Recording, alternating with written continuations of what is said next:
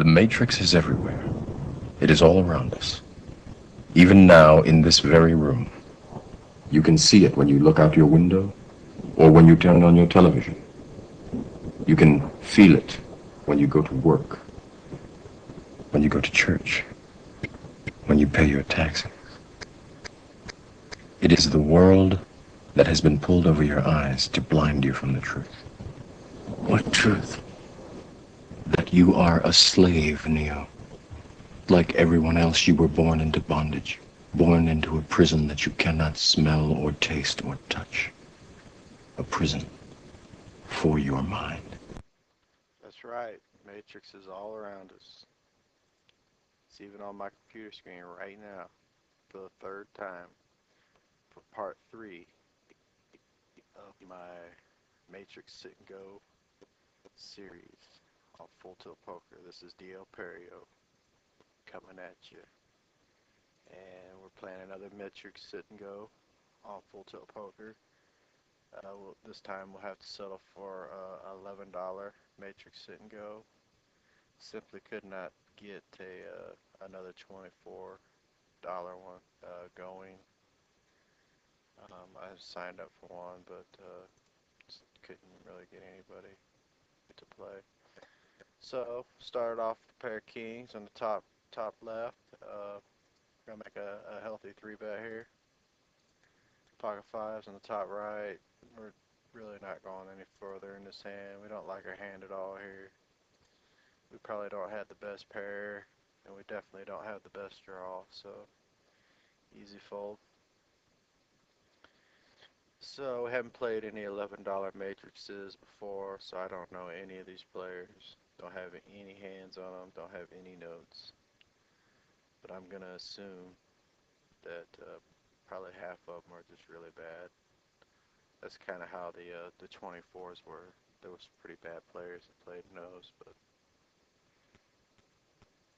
hey, we like playing with the bad players, even when they suck out on us. So here we go. Just before we get started, oops, I wanted to show you guys something. If you guys aren't already a friend of mine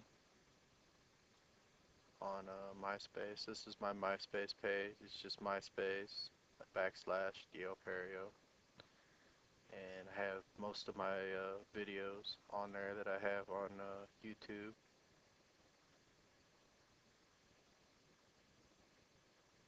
And this is my profile. About to break the 4,000 friend mark here. So, this is my page. If you're on MySpace, go ahead and add me. I'd appreciate it. More friends, the more merrier.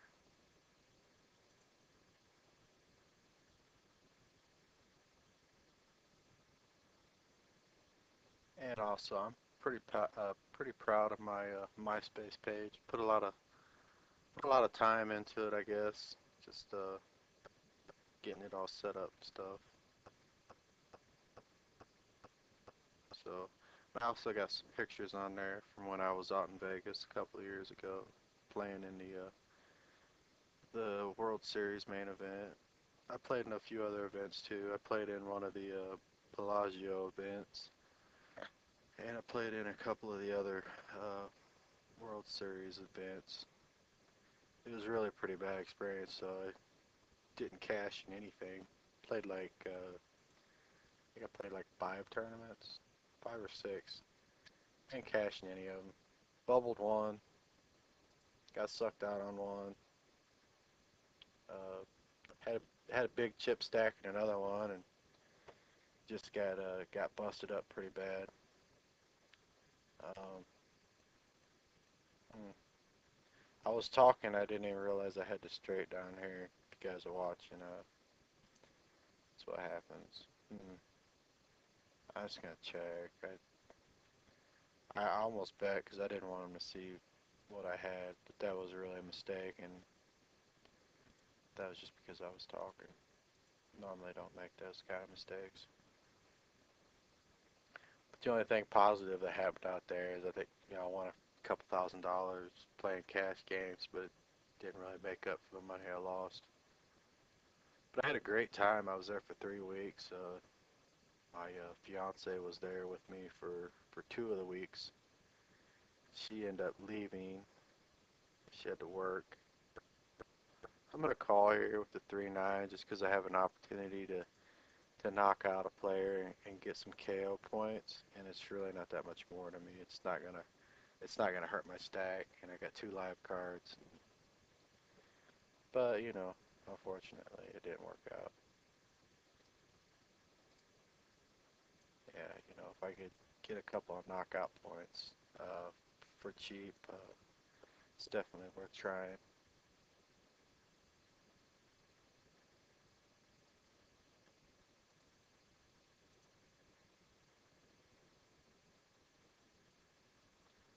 So just gonna check. I'm gonna fold the 5-3. We're not gonna call him an out. He's got too many chips.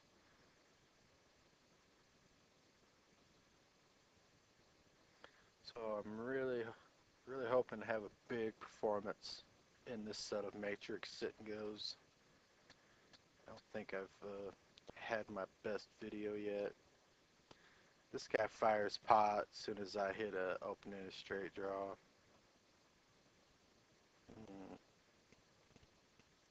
I'm just gonna let it go. If I were last to act and everyone had called or whatever, yeah, I would definitely call. But being first to act after the razor, I mean, there's always a chance someone else could come over the top. There's always a chance that he's on a flush draw too, which takes away, 2 of my outs.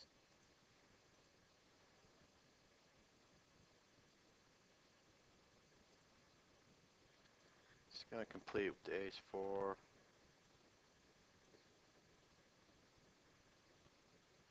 Just gonna be check folding now.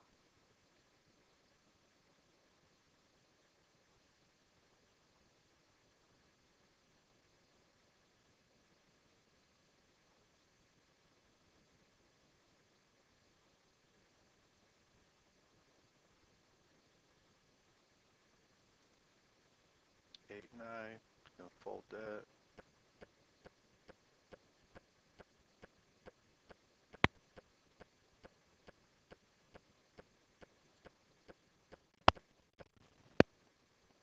I really hope you guys enjoyed the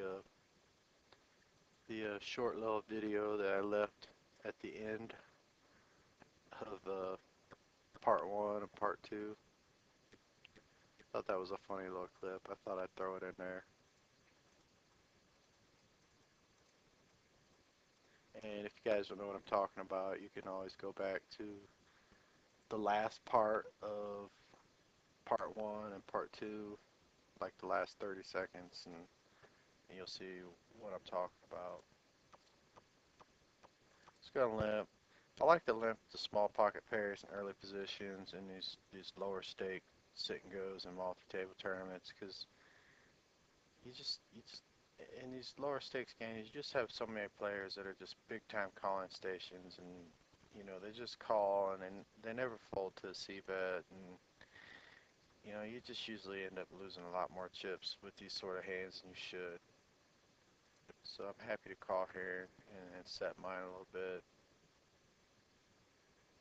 But a lot of times you don't get raised, you just end up getting called by the whole table, which, creates, the perfect odds, to set mine. So we're obviously just going to fold.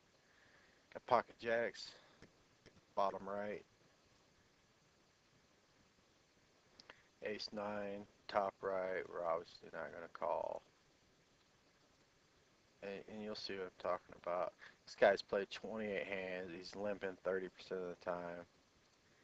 He's just a serial limper, and as you'll see these serial limpers, they never fold to a raise. I just put in a big raise and he'll call. Watch.